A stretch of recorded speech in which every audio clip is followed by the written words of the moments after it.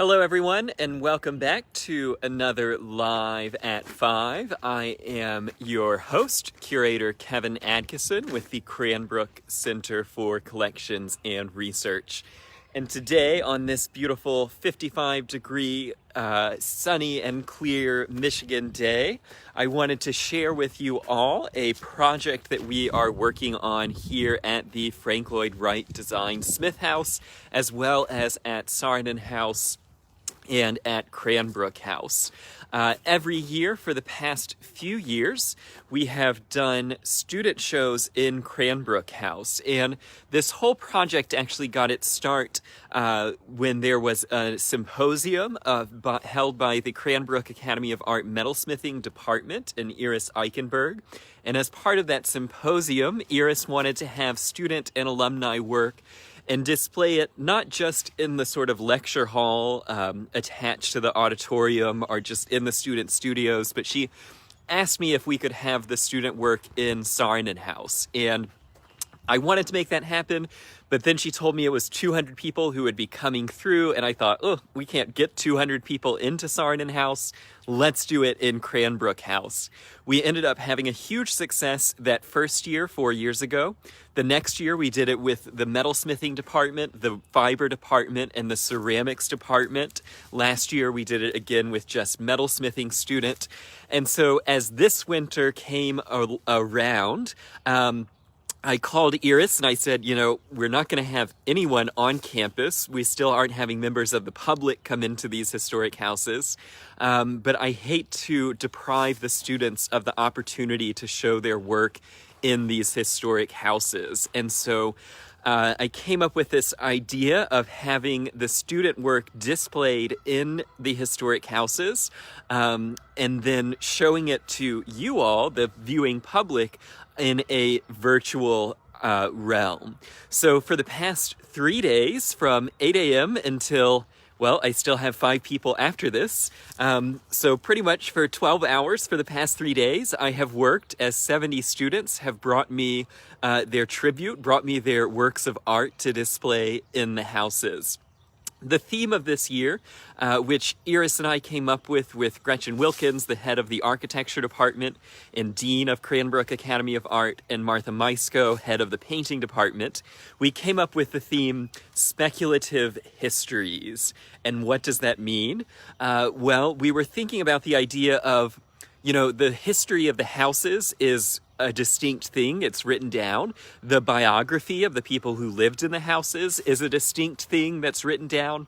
What if we challenge these artists to think about alternative histories, to make up histories that maybe aren't here, or to respond to a specific story from the houses? And so what we have is a little under 70 pieces of art that are engaging with either real or imagined histories about the houses. Now, I'm going to be doing a complete lecture about this exhibition on March 28th. I'll be doing a slide lecture using photographs from the award-winning Detroit architectural and car auto industry photographer Eric Perry. Eric and I are going around through all 3 houses tomorrow and Friday, and that lecture will be on March 28th. In the meantime, though, I thought it would be fun to give you all, my dedicated Live at 5 viewers, a little bit of a preview of the student work. So we just started at 8 a.m. or 8:30 a.m. here in Smith House. The last student just left, and we are going to go inside and check out some of the student work. So if you are newer to Live at 5 and you've never been able to take a virtual tour of the Frank Lloyd Wright Smith House, you can scroll back in time on the center Facebook page on the video tab, and we'll do and you can see tours that are all about the art, architecture, and family who built the Smith House. Today, I just want to focus on our student show and the student installation. The first piece of which is a little bit hard to ignore.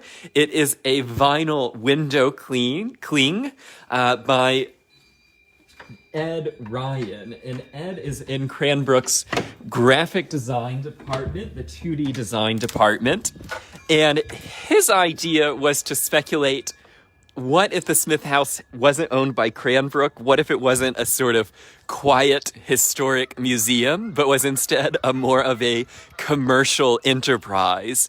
And as such, it needed to advertise in this sort of horrifying side of the road window cling. And so Ed Ryan, who is a trained graphic designer, has brought us this new advertisement. And so his piece, which is kind of advertising the Frank Lloyd Wright Smith House as if we were a used car dealer, has the waving man on one end, and then it has this quote on the side, sort of advertising house tours. We'll say goodbye to our friend there. And this is in fact, the phone number of the center. So if someone calls to inquire, they will actually get my voicemail. And it says, historic architecture, exclamation point, a true mid-century modern dream, open for tours and parties. We are not open for parties, just in case you wanted to believe it. Now, from a very opposite end of the spectrum, from our sort of sign and irony, sort of commercial architecture, we have work by Ian McDonald, who is the head of the Cranbrook Academy of Art Ceramics Department. And his piece is placed here on Frank Lloyd Wright's furniture on the hassocks. And it's actually, there's going to be some historic pieces that will be floated into it. And he has created these sort of these constructions. I joked, much to his horror, that I was going to come in and put little Lego or little Playmobil people on it, because it does sort of read as this, in the domestic context, in the context of the house, as if it is this sort of play landscape. And I think it's really interesting how these pieces work in the gallery setting, if it's just a white box, versus in a domestic space. And I would totally imagine that if the Smiths were still with us, they would be collecting some of Ian's very beautiful, highly machined aesthetic ceramic.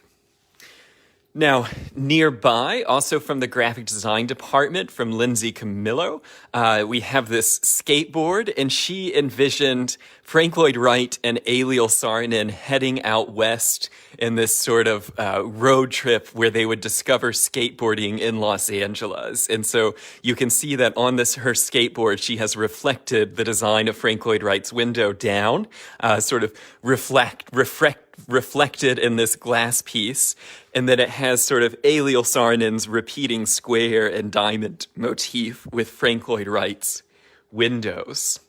Now, I'm not going to talk about every piece that's in the house, because I want to leave something to the lecture to experience while we're at the lecture. But our next intervention, also by Lindsay, the same artist, she created this digital print on silk. Mrs. Smith used to wear a lot of neck scarves, and so we're sort of envisioning that Mrs. Smith got hot while cooking, and she threw up her neck scarf on the screen. And I love that it's here in the kitchen, because it has this broken egg on the scarf. Now, in the kitchen area, Daniel Smith, who is an architecture student, has made these tiles. These are his fingerprints that he has pressed into the tiles, and he's used Frank Lloyd Wright's favorite color, Cherokee red, and created this sort of ceramic tablecloth in the house. Nearby, from Nick in the painting department, he has created this little tableau of hand-painted cereal boxes. And then he has left the Smiths cereal here. It is actual cereal, but it's been spray painted a color. And then the milk that's there is actually white paint coming down. And then we can see here the cereal boxes are actually made of wood, so they're wooden boxes with paint on them. And I think it's great because I think speaks to the sort of mid-century food that Mrs. Smith would serve here in the house. As we move back into Sarah's study, we find a couple of other pieces from the sculpture department. Joe Libdow, I believe. Joe made this piece that is held in tension. And so there are bent copper pipes, and then the rope is holding the piece together in tension. Now, Frank Lloyd Wright, the bust of Frank Lloyd Wright, has acquired a Army helmet here. And if I could show you the side, it has the date that Frank Lloyd Wright's lover, Mamah Borthwick Cheney, the date that she was pretty brutally murdered in Frank Lloyd Wright's home by their assistant, by their chef. And so she is commemorating that tragic day in Mr. Wright's life with this Army helmet. Now, the next piece that we'll talk about is coming up in bright pink. This is by Brian Kovac and Mara Latty. And if you were here for our Live at 5 with Melissa Webb in January, it has a sort of similar feel, but in a very different color palette, now with hot pink. And Brian actually hand knotted all of these ropes together into these nets. And then they also created sort of new sculptures in different gemstones and pearls and highly reflective material. And they were interacting with things like the Smiths' permanent botanicals, the Smiths' fake azaleas, and then you see that Brian and Mara have added in new pink flowers. And we're actually only seeing the residual of their piece. So the completed work that I'll show on March 28th has Mara actually situated standing in this construction. And it's dealing with the sort of idea of the queer body and the large body in this space and sort of bringing new identities into the realm. I'm excited to show you the actual product. The photo that was staged here was really quite exquisite. Now, towards the back of the house, we have a number of new pieces, including a hanging screen from Fabiana. And then from another student, we have karaoke playing on the television. And I assume Mrs. Smith could sit here and sing her karaoke. And then a little piece that I quite like, because it again seems like something the Smiths would actually acquire, is this cast glass and resin piece of astroturf that then has a constellation etched into the side of the glass.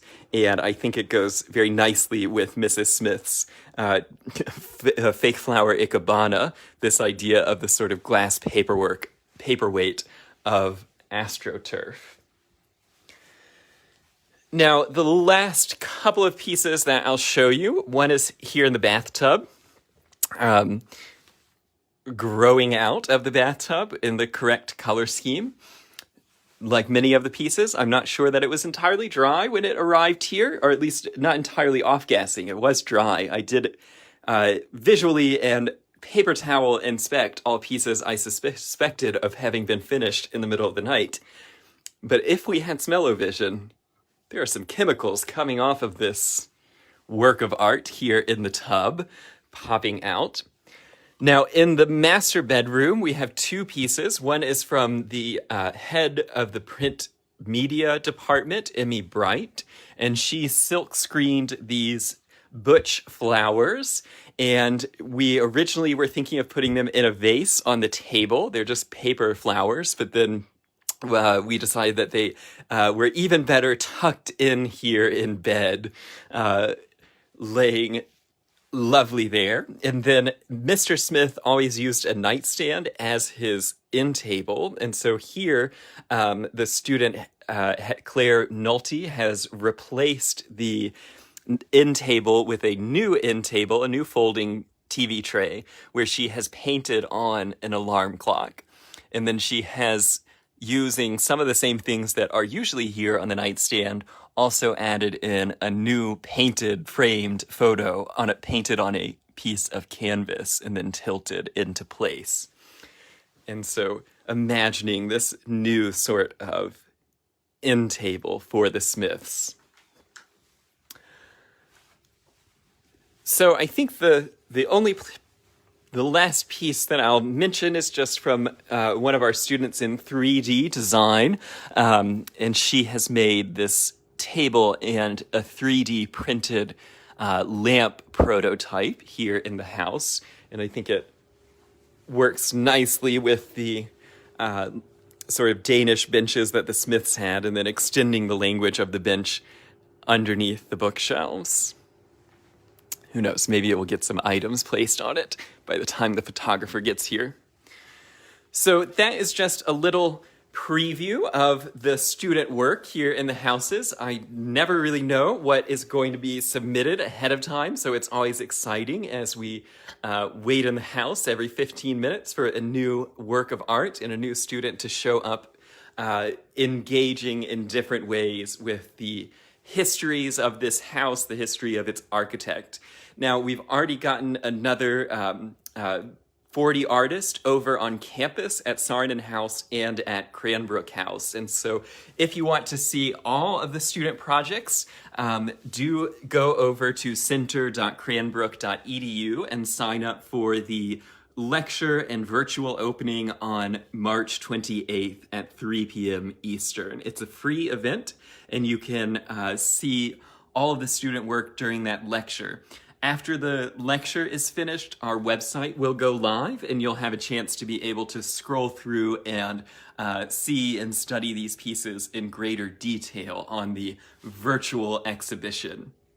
Thanks so much for joining for this short Live at 5, this teaser of the student show. Again, it's called Speculative Histories, and you can sign up for the 90-minute tour guided talk on March 28th at 3 p.m. We'll have remarks from Susan Ewing, Director of Cranbrook Academy of Art, from Greg Whitcop, Director of the Center for Collections and Research, and then from Iris Eichenberg, Head of the Metalsmithing Department and my co-conspirator in this elaborate project. You probably can't tell from, because Iris and I just spent the past hour vacuuming and dusting the house and cleaning up all the mess, but as you can imagine, actually sneaking all of these student projects into place and moving the existing things, hiding cushions, debating vigorously with students about where their work can go and convincing them that, in fact, other art is not a detriment. Too many students, I think, envision their work being quite alone in the world, and part of this show is to challenge the student to think about their work in different contexts, not just building for their own pleasure in the studio or building for a white museum where it sits on a pedestal alone, but thinking of the work in this really rich, debatably overly rich context here at the Smith House. And so it has been quite a journey. I'm very tired working with the students and getting all these pieces installed. I still have 4 more students to go at the Sarnen House because they didn't quite finish their pieces on time. So I have to head back over to campus and meet those students to hang up some additional work. Hopefully someone's coming back with some hooks to actually, if you want to hang it on a wall, it helps to have a hook. And we're going to have this all done by morning, 9 a.m. when we start photographing it. Thanks so much for watching and enjoying this Live at 5. I'll be back next Wednesday for another live tour somewhere on the Cranbrook campus. Until next time, I will leave you with this serene view of the Smith's yard and garden, only interrupted by the magnificent billboard for historic architecture by Ed Ryan on the house. Until next time, everyone.